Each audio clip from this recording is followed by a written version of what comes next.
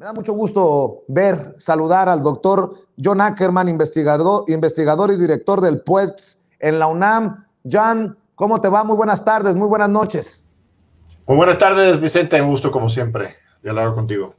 Gracias, John. Oye, John, pues ¿cómo ves que te andaban espiando? ¿Cómo ves este escandalazo? ¿Cómo digieres esta situación? Pues muy divertido, Vicente. Resulta que el espía, supuesto que fui yo, ¿no? A mí me acusaban de ser el espía ruso durante las campañas de 2018, que yo supuestamente estaba ahí infiltrando los teléfonos y escuchando de parte de poderes extraños. En realidad fui el espiado yo y muchos más. Es una lista de 15,000 personas. En esta nueva divulgación es una divulgación global. México es el país que más líneas tenían intervenidos en todo el mundo. Algunos otros países llegaban a 10,000, 5,000, pero solo México a 15,000. Y desde luego, no solamente fue para investigar al crimen organizado. Osorio Chong miente de manera muy cínico. Esta lista preliminar, a mí me gustaría ver la lista completa, porque las que tenemos ahorita son nada más los nombres que algunos medios han rescatado. Habría que ver esa lista de 15,000, sobre todo los que tengan que ver con periodistas, académicos y políticos, para ver hasta qué nivel llegaba este espionaje. Mira, en el sexenio anterior, yo usaba dos teléfonos, supongo que los dos estaban intervenidos, pero yo sabía que algo muy extraño estaba pasando. Un teléfono lo usaba para las cuestiones públicas y otro teléfono que solamente le daba a mi familia, a mis amigos más cercanos, para cuestiones más privados. Incluso ese teléfono lo registré bajo otro nombre porque yo sabía que esto era una realidad, y no era porque yo tenía que esconder nada en absoluto, sino que tampoco quería permitir que hubiera una intervención pues a la intimidad, ¿no? Las conversaciones con los hijos, las hijas, con la familia. Algunos decían que yo era, pues, sí, quizás un poco paranoico, porque cómo puede ser que podrían intervenir hasta el fondo las comunicaciones, pero aquí estamos viendo que esto fue una absoluta realidad. Mis teléfonos siempre tuvieron un comportamiento muy extraño, y eso que pues, no soy un político, yo creo que un escándalo de ese mismo hecho. Una cosa es la intervención para fines políticos, que en sí es terrible, pero el otro es la intervención en las comunicaciones de los periodistas, de los académicos. Eso ya es pasar a otro nivel de intromisión dentro de la vida privada de los y las ciudadanos, en particular los que estamos en el campo del obradorismo. Yo acompañé a Andrés Manuel en 2017 en su visita a los Estados Unidos. Fui su traductor personal en el National Press Club, en su diálogo con la prensa internacional, en su visita después de presentar una denuncia, una solicitud de medidas cautelares frente a la Organización de los Estados Americanos en contra de las acciones de Trump, su acción ejecutiva del 25 de enero de 2017, en que él prohíbe el ingreso de ciudadanos de una multiplicidad de países, y además empieza un ordenamiento hacia la expulsión masiva de una población identificada por su raza, su etnia en particular, los mexicanos y las mexicanas que viven en los Estados Unidos y viven allá. Entonces, pues sí, tenía esta videocolumna con RT, por la cual me acusaban de ser infiltrado, espía ruso, y en general, pues una presencia en algunos medios de comunicación. Pero lo interesante es que justamente la contracara de el espionaje, la invasión en la vida personal, íntima de las personas, la otra cara es precisamente esto de la censura. A lo largo de todo el sexenio de Enrique Peña Nieto, yo creo que yo di una o dos entrevistas a medios nacionales sobre algún tema de interés nacional, pero en realidad yo estaba en una lista negra, que no solamente no tenía el derecho a tener algún programa de radio, de televisión, imagínate, sino que tampoco era permitido que ni siquiera me llamaran para alguna entrevista. Ahí Eduardo Sánchez, si no mal recuerdo su apellido, era el vocero de la Presidencia de la República, tenía muy fichado una lista una lista negra de personas que, si es que algún medio se atreviera a llamarles, ya recibían una llamada directamente de Palacio Nacional de regaño para ellos. Entonces yo estaba totalmente fuera, yo recurría a la prensa internacional, daba entrevistas a cada rato en medios alemanes, franceses, estadounidenses, argentinos, latinoamericanos, y pues íbamos a las redes sociales, esta presencia en Twitter, por ejemplo, hoy, que hemos logrado acumular con casi, bueno, ya son 855,000 seguidores, viene de ese tiempo, justamente en que como no había otras salidas, no había canales como Sin Censura o otros youtuberos tampoco, teníamos que encontrar la manera de comunicarnos y era por medio de las redes que logramos hacerlo. Entonces, por un lado está el espionaje a la vida privada y por otro lado está la censura. ¿Qué tiempos aquellos? También las amenazas, por supuesto, directamente en contra de la vida, de la familia. Mi cuñado, Said Sandoval, seguramente también está en esta lista. Él es ahora el director del Instituto Nacional de Defensoría Pública del Poder Judicial. Él defiende a todos los mexicanos que no tienen dinero para algún abogado defensor y son acusados por algún delito federal. Él fue el autor en 2011 el juicio en contra de Felipe Calderón en La Haya, acusando a Felipe Calderón de crímenes de lesa humanidad y crímenes de guerra, y inmediatamente después de esa osadía, esa valentía, empezó a recibir una gran cantidad de amenazas y seguramente él también está en esa lista de vigilados. Así que tuvimos un régimen autoritario, represor, censor. Se debe criticar al gobierno actual, sus decisiones, sus pronunciamientos, sus acciones, pero tenemos que ubicarnos en los tiempos y los espacios. Una crítica hacia un medio como Reforma o Televisa desde la mañanera, usando la libertad de expresión del presidente de la República, no tiene nada que ver con este régimen anterior en que pues igual se decía pura hipocresía de flores para la prensa, pero en realidad lo que se hacía era buscar censurar e infiltrar las comunicaciones de los académicos, los periodistas y los políticos que estaban buscando cambiar el país y el régimen.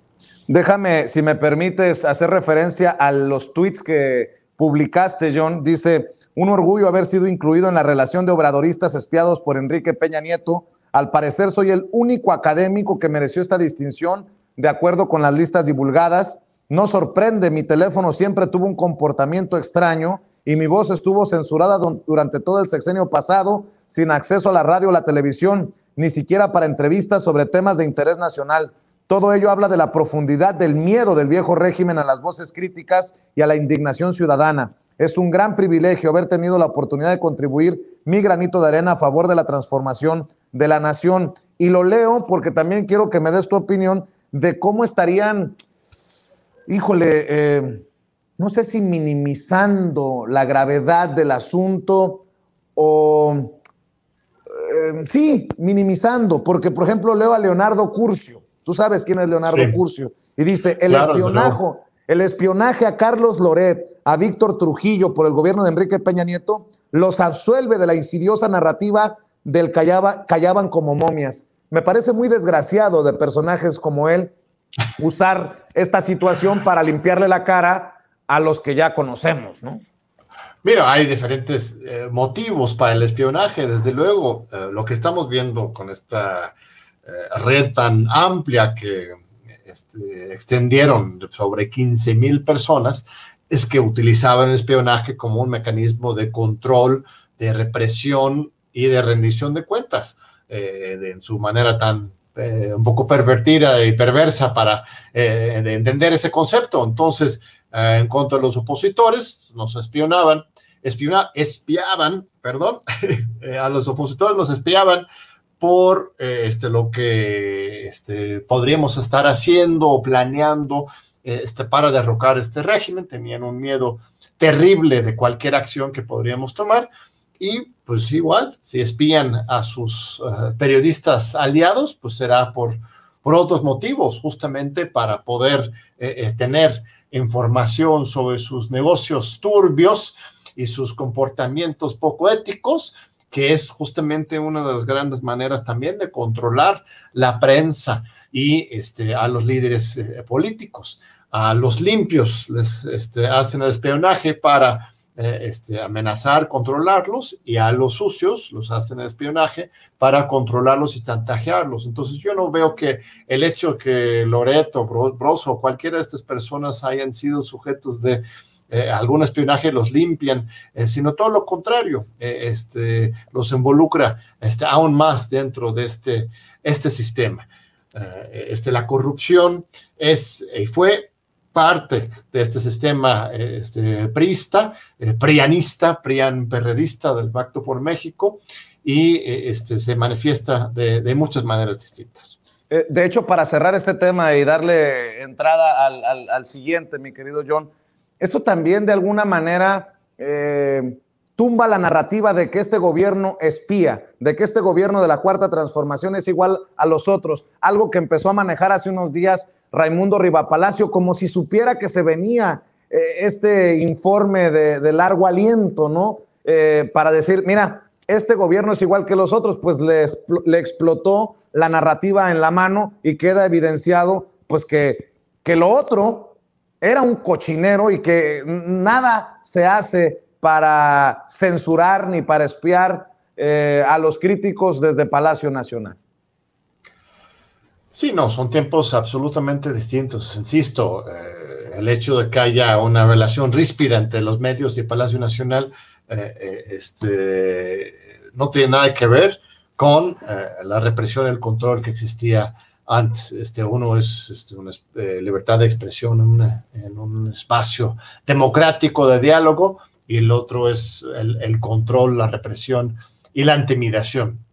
Entonces, sí, estos señores están muy desubicados, quieren hacerse las víctimas, cuando en realidad son los victimarios. Y siempre lo han sido, lo fueron desde el poder, y ahora que no están en el poder quieren seguir con sus prácticas de estar enjuiciando y condenando a quienes tienen ideales de izquierda y de honestidad. Yo creo que lentamente se han ido desplazando de la discusión pública, precisamente por espacios en las redes como de YouTube, de Facebook y otros, y la misma pluralidad que empieza a surgir en los medios privados y públicos, y yo creo que este proceso va a seguir en este sentido, aunque están metiendo ahora pues, mucho dinero privado, ¿verdad?, en manipular los medios y en controlar el mensaje para intentar mantener la misma narrativa de antes, pero yo creo que cada vez está funcionando menos.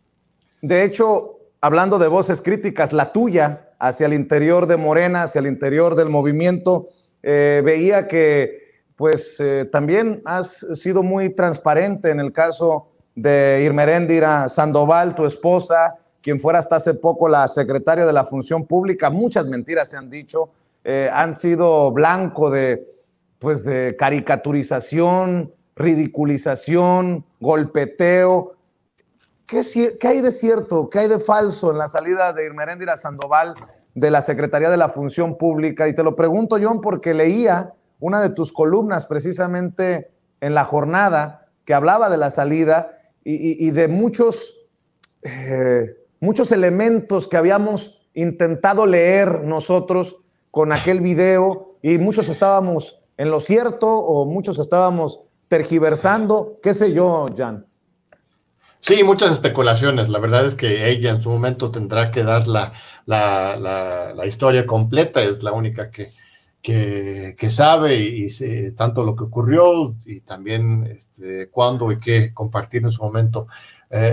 Lo que sí puedo decir y denuncié muy claramente en esta columna, aclarando algunas nubarrones y mentiras muy claras, es, en primer lugar, el tema de una grilla política desde Morena por el caso de Guerrero, que esto la haya afectado como funcionario pública, es pura especulación. es puro invento. El presidente López Obrador fue absolutamente claro en la sesión de entrega, recepción, de nombramiento, de despido de los titulares de la Secretaría de la Función Pública. Hizo un reconocimiento público y muy claro y franco a su labor de la Secretaría Sandoval. Yo creo que cualquiera que haya estudiado y conoce bien la historia de la Secretaría de Función Pública puede ver que estos 3 años en que ella estuvo a cargo fueron años de luz, años de una época de oro en términos de transformar desde las raíces esa secretaría que antes era pues un cascarón burocrático utilizado para tapar las fechorías del viejo régimen y simular el cumplimiento de la legalidad.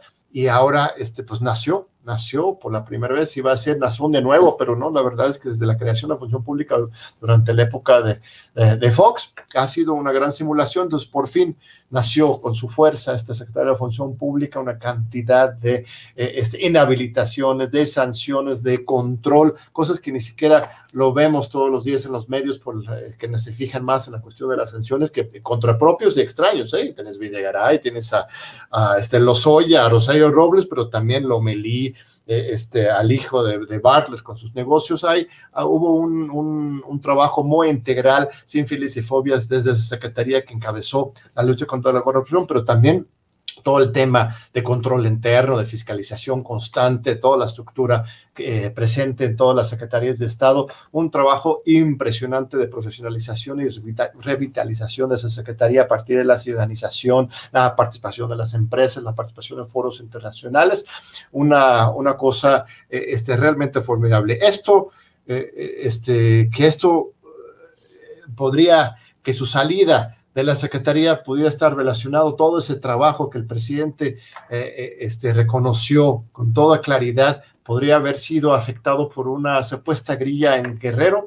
Me parece una fantasía absoluta. Ella jamás se metió en la elección de Guerrero, no hay un ápice de evidencia, ni siquiera de señalamiento. Los que dicen esto, o sea, no he visto una sola demostración de nada de que ella se haya metido dentro de un proceso electoral de Guerrero. El hecho de que su hermano, Pablo Amílcar, compitió es un hecho público y notorio.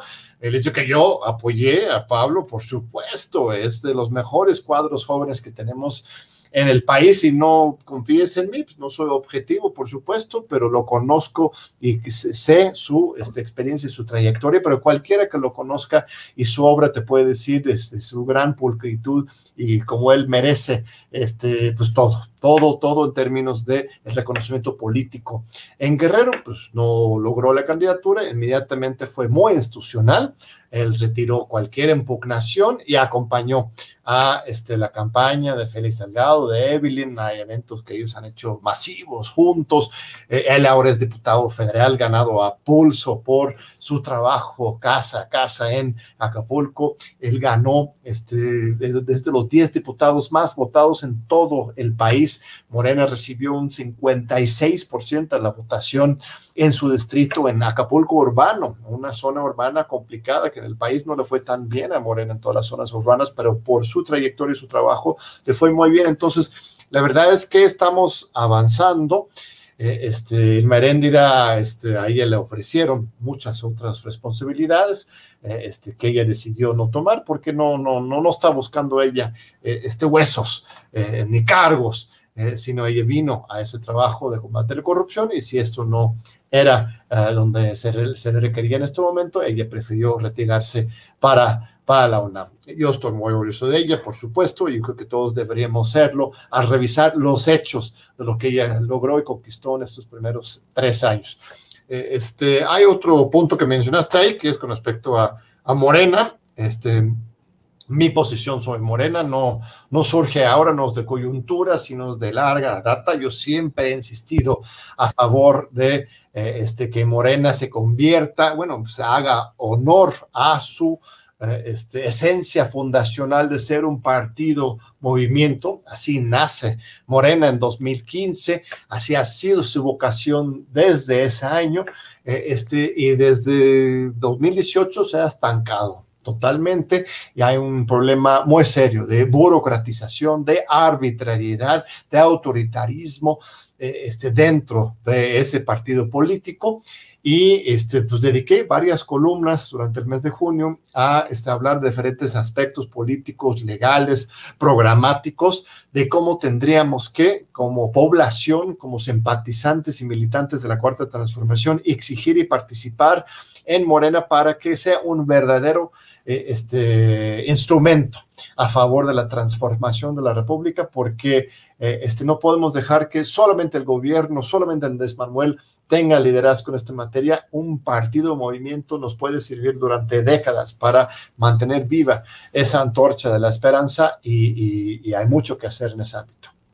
Por cierto, saludo a la doctora Irmeréndira Sandoval, siempre muy amable y con muchas deferencias para Sin Censura, y a Pablo Amílcar también, que supe que dio positivo a coronavirus. Esperemos que se recupere muy pronto. Tengo entendido, ¿no, John? Sí, Pablo está ahorita en convalecencia, va saliendo bien. No fue un caso sencillo, sí sufrió, pero ya está fuera de peligro. Y insisto, sigan su trayectoria de Pablo Amílcar, no confíen en mí. Yo sí lo conozco, pero la verdad es que es de los jóvenes cuadros que van a destacarse de manera muy clara ahora en la Cámara de Diputados, porque como diputado federal necesitamos nuevas voces, nuevas trayectorias y personas que vienen del movimiento, no de la burocracia o de chapulineos de otros partidos, ¿verdad? Para cerrar, John, te quiero pedir una reflexión. ¿Cómo ves esta Cuarta Transformación hacia adelante en esta segunda parte del gobierno del presidente Andrés Manuel López Obrador, con los retos que tiene Morena, con los retos del propio gobierno en su segunda mitad del sexenio? Y te lo pregunto por tanto ruido, por tantos ataques, por tanto golpeteo, por tantos periodicazos desde el extranjero, por tantas pugnas. Y tenía ya rato que no platicaba contigo, pero creo que es importante, rumbo, por ejemplo, al 1 de agosto, la consulta popular histórica, al próximo año, la consulta por la revocación de mandato, escuchar tu reflexión, si me permites pedirla. Sí, claro, muchas gracias, Vicente. Yo creo que estos procesos son muy importantes. Hay que votar el 1 de agosto, viene el de marzo, la revocación del mandato. Van a ser momentos de movilización popular a favor de la 4T, que van marcando la confianza de la población en este proyecto político. Lo que también tenemos que hacer de manera paralela es construir organización, poder popular de abajo, porque una cosa es movilizarnos un día a otro. Eso lo hacíamos antes en las marchas y ahora ya desde el gobierno estas consultas, acciones de democracia participativa son similares a las grandes marchas, las movilizaciones de demostrar fuerza, pero también entre marcha y marcha, entre consulta y consulta, necesitamos construir poder popular, organización social de base y vida democrática dentro, no solo de Morena, sino dentro de los morenistas y los obradoristas. Si no generamos esa fuerza desde abajo, no solamente la sucesión de 2024, sino lo que puede seguir después de este sexenio, pues podría empezar, como lo está haciendo ahorita el partido, desligándose de las bases y empezar a tomar una vida propia, elitista e independiente de los procesos populares o sociales. Y es lo que tenemos que evitar. Tenemos que estar discutiendo los grandes temas de la agenda nacional, presentes y futuros. En una columna hace unas semanas, que se llama, como le pusimos, 2024 en la mira, lo que decíamos que, bueno, en su momento llegará el momento de decidir cuál candidato o candidata sea la que represente la Cuarta Transformación en 2024, pero aún más importante es empezar a poner en la mesa cuál va a ser la plataforma para la transformación. Vamos a simplemente dar continuidad a los proyectos del observador, por supuesto que eso es muy importante, pero hay que ir más allá. Cada sexenio debería ser una transformación más profunda y clara. Puse 3 temas en la mesa. Uno es la que ya hemos dicho, que es el del movimiento partido, el poder popular, pero otros 2, por ejemplo, que es Vicente, el tema de la reforma fiscal, ¿no? Tenemos que hablar de esto. Los ricos, los oligarcas tendrían que pagar más tendrían que pagar su parte al desarrollo nacional, así como lo hacen en muchos países. México tiene unas tasas impositivas muy reducidas y hacía bien López Obrador en primero a limpiar la casa, aplicar los impuestos ya existentes, evitar la evasión fiscal, todas las triquiñuelas que usan estos empresarios para evitar los impuestos, pero ya terminado el sexenio, ya vamos a estar listos para ahora revisar estas tasas impositivas, o eso por lo menos yo opino. Un tercer tema del momento del partido, la reforma fiscal, es el de los medios de comunicación, querido Vicente. Tú mismo has tenido un encuentro muy íntimo con los diferentes medios y formas de comunicar aquí en México. Yo creo que necesitaríamos una reforma real para democratizar los medios de comunicación. Fue la exigencia de los jóvenes en las calles, en el Yo Soy 132 desde 2012. Después se hizo una reforma muy light y que fue cooptado por los mismos empresarios, mismos intereses de siempre. Hay otros casos en Sudamérica, en Europa, incluso en el mundo, que podemos retomar para que realmente el espectro radioeléctrico, y ahora con la digitalización es muy, muy, muy amplio, podría ser democratizado para diferentes universidades, diferentes comunidades, diferentes grupos sociales, para que tuviéramos una verdadera pluralidad en el espectro y no solamente tampoco estar dependiendo de YouTube. YouTube es una buena salida, pero tú y muchos han experimentado que esta plataforma también es una plataforma que se censura, se controla y que está en las manos, al final de cuentas, de una empresa transnacional con sede en los Estados Unidos que cuando quiera puede bajar el switch. Entonces necesitamos nuevas formas de comunicación y de diálogo y de debate. Entonces son nada más algunos temas que yo creo que desde ahora los tenemos que estar discutiendo para que lleguemos a 2024, no solamente con la fuerza de movilización, sino también con el poder popular y una agenda de cambio, que esto es lo que nos va a garantizar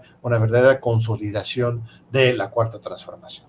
De acuerdo contigo, John Ackerman, como siempre, es un placer saludarte. Por favor, hazle extensivo el agradecimiento y el saludo a Irmeréndira Sandoval. ¿Y por qué no cerramos invitando a la gente para que te busquen en redes y para que también estén al pendiente de los esfuerzos que hacen en el PUEX en la UNAM? Sí, por favor, aquí en la UNAM tenemos el honor de dirigir este centro de investigación que se llama el Programa Universitario de Estudios de Democracia, Justicia y Sociedad, PUEX. Lo encuentras en Facebook y en Twitter. También estamos en TV UNAM, en el programa Diálogos por la Democracia y en el canal 11. De todos modos, John, te llamas este martes próximo. Tenemos un invitado muy especial. Van a ver, mañana lo vamos a anunciar. Y es una persona, es un dirigente social que ha estado fuera de los reflectores desde hace más o menos año y medio, desde que empezó la pandemia no ha salido en la televisión y ahora va a salir. Justamente vamos a hablar sobre la consulta, desde luego, y también sobre otros grandes temas de la agenda nacional, y espero que también tú, querido Vicente, nos vuelvas a acompañar. Cuando viniste, ya fue hace como un año, ¿verdad? Al 11 que nos acompañaste. Nuestros ratings fueron hasta el techo, ¿eh? Así nada más apareció por ahí Vicente y ¡puf! Estuvimos ahí. Muy bien, muy bien. Así que muy agradecidos también contigo siempre que nos acompañas, querido Vicente. Cuando me invites, ahí estaré, y también invito a la gente para leer la columna de John en la jornada, y por lo pronto te mando un abrazo, querido John. Ya era hora de encontrarnos. Cuídate mucho. Todo lo mejor, cuídate mucho. Gracias, John Ackerman, el doctor John Ackerman, hablando con nosotros sin censura.